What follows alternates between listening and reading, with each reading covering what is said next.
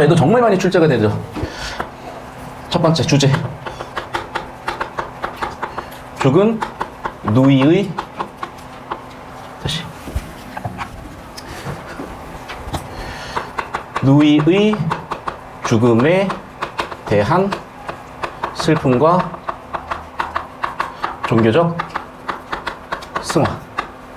자, 여기서 이제 이런 거예요. 여기까지는 누이의 죽음이니까 상황이야. 그 상황에 대한 반응이야. 근데 문제는 이게 문제이기 때문에 해결책까지 본 거예요. 됐어? 그래서 논리 구조를 이렇게 쪼개보시면 되겠어요. 자, 그럼 봐봐. 우리가 두 번째 19체 항가는 형식이 어떻게 된다 그랬었냐? 네 줄, 두 줄이라 그랬었지. 그래서 역시 얘도 마찬가지로 네 줄, 두 줄 구조가 이렇게 돼요. 되셨어? 이 형식의 틀을 왜 보셔야 되냐면 어려운 건 아니에요. 그런데 보니까 중학생 고1 수준에서는 이 정도 난이도로 보는 것도 유명한 것 같아. 자, 여러분 매년 허들이 더 높아질 건데 저랑 같이 하시면은 희한하게 그 허들을 쉽게 넘어가실 수 있을 겁니다. 세 번째 이제 표현법. 표현법은 표현상의 특징이라고 할 것이고 여러 가지 비유가 많이 써요. 그래서 여러분이 찾아주셔야 되는 건 이미 알고 계실 수도 있겠으나 누이의 죽음에 대한 비유가 크게 두 번 나와요. 자, 두 번째 1인칭 대명사가 화자가 지칭하는 경우가 있고 또는 원래는 직접 인용인데 옛날 말이다 보니까 따옴표가 없어. 그래서 화자인 경우가 있고 따옴표가 없는 직접 인용의 1인칭 대명사가 있어. 그러니까 누이가 자기 자신을 나라고 지칭하는 부분이 있다는 거야. 그러니까 1인칭 대명사가 나로 화자로도 쓰였고 누이로도 쓰였어요. 이 두 가지를 찾아주시면 될 것 같고 당연히 영탄법 찾아주시고요. 서리법 찾아주시고요. 됐니? 영탄법도 내가 이번에는 몇 번 나온다고 설명을 안 할게. 그냥 다 찾아. 서리법도 몇 번 나온다고 안 할게. 그냥 다 찾으시면 돼. 되셨죠? 자, 일단 필기하시고 찾으세요. 갈래상의 특징하고 출제 포인트도 잡아드리겠습니다. 자, 제가 현대어 풀이를 좀 최대한 고우 형태로 가져온 이유가 있어. 혹시라도 이렇게 나온 학교가 있을까봐. 자, 죽고 사는 길이 여기에 있어요. 그러니까 지금 죽었는지 살았는지 아직 모르겠어. 저희고는 뭐냐면 머뭇거리고요. 자, 이 상상은 지금까지도 이어지거든. 여러분 도깨비 기억나냐? 언제적이야? 근데 도깨비가 한 번씩 유튜브 쇼츠로 뜨더라고. 그럼 거기에 보면은 저수사자들이 딱 이승에서의 기억을 잃는 그 차를 한 잔 마시게 하잖아. 그럼 그걸 마시면서 걔네들이 거기서 머뭇거리는 거야. 사실은 거기서. 그 부분들 얘기하는 거야. 그래서 머뭇거리고라는 우리의 상상이 지금까지도 이어지는 부분이에요. 자, 그래서 일단 죽고 살 때는 사람이 죽기 직전 막 왔다 갔다 하는 그런 머뭇거리는 상황이 있고 당연히 죽는 상황에서는 나는 간다는 말도 못하고 가버리죠. 됐니? 자, 그럼 여기까지는 뭐야? 누이의 죽음 상황이야. 자, 그럼 누이의 죽음 상황에서 봐. 나는 간다는 말도 못하고 가는가? 나는 간다? 누가 간다 그러겠어요? 누이가 간다 그러는 거지. 그럼 여기 있는 나는 누구야? 누이죠. 그러니까 원래는 큰 따옴표로 직접 인용돼야 되는데 이게 고고하니 따옴표를 떼버린 거고 그 과정에서 직접 인용될 때 1인칭 대명사 누이가 나가 된 거죠. 자, 그래서 누이가 나는 간다라는 말도 못하고 가버렸어요. 가는가? 갔죠. 갔는데 가는가라고 바꿔 물어봤으니까 무슨 법이다? 서리법이다. 서리법은 당연히 영탄법에 속한다. 자, 계속 봅시다. 어느 가을 이른 바람에 이해저에 떨어질 잎다이, 잎 같다 라고 한 거야. 다이는 같다야. 자, 그런데 봐. 아니, 갑자기 가을 얘기가 왜 나오고 이 얘기 나오는 거야? 그런데 더 읽어보니까 뭐래? 한 가지 나고 가는 곳을 모르는데. 잠깐만요. 여기가 지금 끊겨야 되거든? 그래서 10줄이 돼야 되는데 죄송해요. 여기가 지금 붙어있네. 이렇게 지금 끊어볼게요. 자, 그럼 봐. 여기 하나, 둘, 셋, 네 줄이야. 이건 뭐니? 누이의 죽음 상황을 비유한 거예요. 맞잖아. 누이가 죽었는데 갑자기 이파리 얘기를 하고 왜 그런 얘기를 하는 걸까? 자, 저 따라옵시다. 그래서 결국 이 얘기죠. 나무가 있으면은 한 나무야. 나무는 그래서 뭘 상징한다? 뭘 비유했다? 부모님을 비유했다. 그 다음에 여기 잎들이 이렇게 달렸을 거 아니야. 그러면 나무에서 이런 잎들은 누구였어? 당연히 형제들이고. 자, 잎이 왜 떨어져서 나갔을까? 얘는 가을 바람 때문이잖아. 그럼 가을 바람이라는 건 죽음이 연이 되는 시련이었겠죠.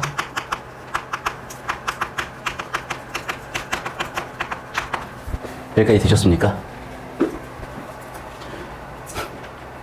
자, 그러면 이 부분을 어떤 선생님은 비유라고 하실 거고 어떤 선생님은 상징이라고 하실 건데 사실 이거 엄밀하게 구분 안 하셔도 돼요. 엄밀하게 구분 안 하셔도 돼요. 자, 비유와 상징 제가 좀 이따가 다시 한번 엄밀하게 분리해서 설명을 할 텐데 그래도 여러분이 납득이 안 되는 이유는 애당초 저게 한 50년, 100년은 지나야 교통정리가 될 개념이라서 그래. 수학하고 비슷하다고 생각하시면 돼요. 과학하고 비슷하다고 생각하시면 돼요. 학문의 역사가 워낙 짧기 때문에 비유랑 상징이 이거다 저거다 사실 지금도 싸우고 있는 거야. 물론 지금의 메이저한 견해는 제가 좀 이따 정리해 드릴 거니까 얘를 비유로 봤다 상징으로 봤다 역시 학교 선생님 필기 가지고 정하세요. 하지만 왜 비유인지 왜 상징인지는 논리적으로 이해는 하셔야 되니까 논리적으로 설명을 드리겠습니다. 자, 그래서 어느 가을 이른 바람에 죽음의 원인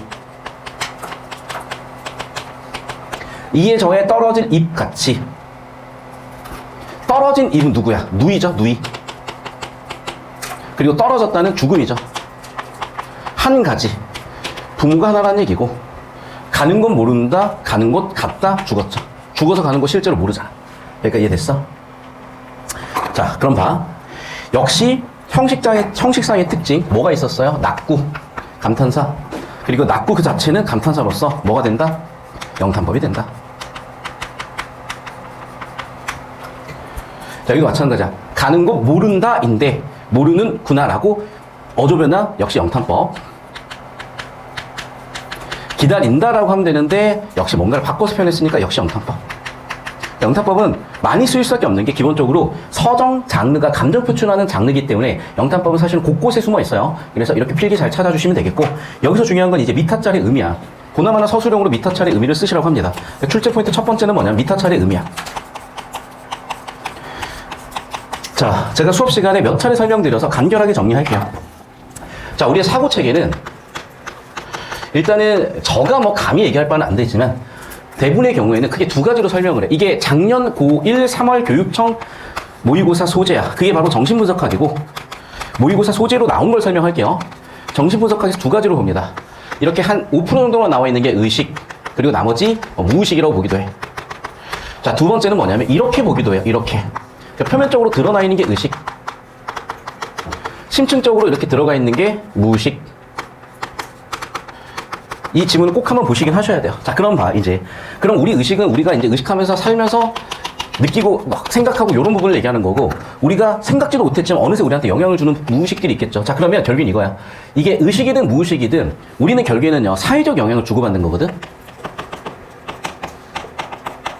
자, 그럼 이 사회적 영향을 주고받는데 이 사회에서는 뭔가를 우리한테 가스라이팅 할 수도 있고 뭔가를 우리한테 설득할 수도 있어. 그 모든 체계를 그냥 종교라고 보시면 돼요. 선생님 저는 무견데요. 민주주의도 종교고 자본주의도 종교입니다. 민주주의의 실체와 자본주의 실체 여러분 두 눈으로 본 적이 없기 때문에 두 눈으로 본 적이 없는 걸 믿고 있다면 전부 다 종교라고 생각하시면 돼. 이거는 유발 하라리의 사피엔스에서 규정한 내용이고 그 책을 나중에 여러분이 이해가 되실 때 한번 읽어보시면 되게 좋은 책이에요. 그리고 수능 지문도 거기에 있는 내용들을 상당히 차용하고 있는데 왜 그러냐면 그게 정말 통찰력이 좋았기 때문이야. 자, 그럼 다시 돌아와서 그 시절 사람들의 사고 체계는 뭐냐면 결국에는 불교야, 불교.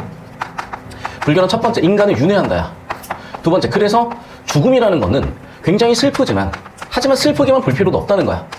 자, 그럼 봐. 이 죽음이라는 슬픈 상황을 해결할 수 있는 방법이 있어요. 왜? 우리는 결국에는 윤회를 할 거고, 또는 우리는 결국에는 상호세계가 존재할 거기 때문에. 그래서, 자, 현실에서의 죽음을 어떻게 극복하는 거야? 종교적 상호세계에서 해결하는 거야. 그게 바로 뭐라고? 미타찰이라고. 그러면 옛날 사람들은 당연한 거예요. 현실이 너무 괴로워. 그러면 여기를 이 사후세계를 미타차를 이상세계라고 설정을 하고 여기서 모든 문제가 해소된다고 보는 거예요. 그래서 여기까지. 자, 그럼 미타차를 그냥 가냐? 아니야. 현실을 잘 살아야 가는 거야. 어떻게? 도를 닦아서. 그래서 정리하면 저기도 논리 구조가 나오는 겁니다. 자, 그럼 봐. 도를 닦겠다라는 건 뭐야? 수단이야. 이 수단의 목적은 뭐야? 미타차이야. 자, 나의 현실의 괴로움은 누이의 죽음이야. 그 누이의 죽음 어떻게 해결하겠다고? 미타찰로 가서 해결하겠다는 거야. 그래서 PS 구조 또는 수단과 목적 구조 이 두 가지 구조를 요즘 임용되신 선생님들께서는 주목해서 물어보실 수 있으니까 이 PS 구조와 수단과 목적 구조도 같이 봐주세요. 서술형 평가로 자, 여기에서는 수단과 목적의 논리 구조가 나와 있는 것들이 있다 찾아 쓰시오 라든지 문제와 해결 상황이 나와 있다 찾아 쓰시오 라든지 하는 서술형이 출제될 수 있으니까 역시 제가 빨간색 큐라고 적어드리는 건 다 서술형 포인트들이야. 그래서 찾아 쓰시고 됐죠? 여기까지.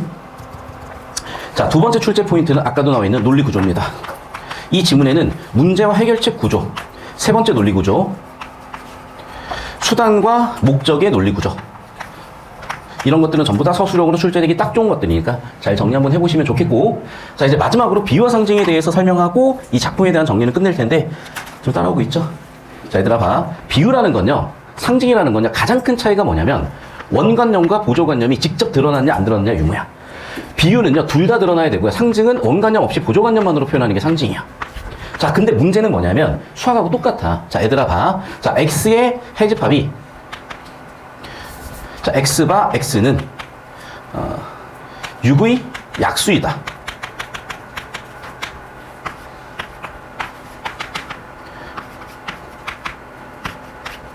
해는 얼마니? 자 전체 집합 이렇게 정의할게. 해는 얼마니? 2지. 마이너스 2는 안 돼. 왜? 해집합에 안 들어있잖아. 무슨 말인지 됐어? 이게 논리야 얘들아.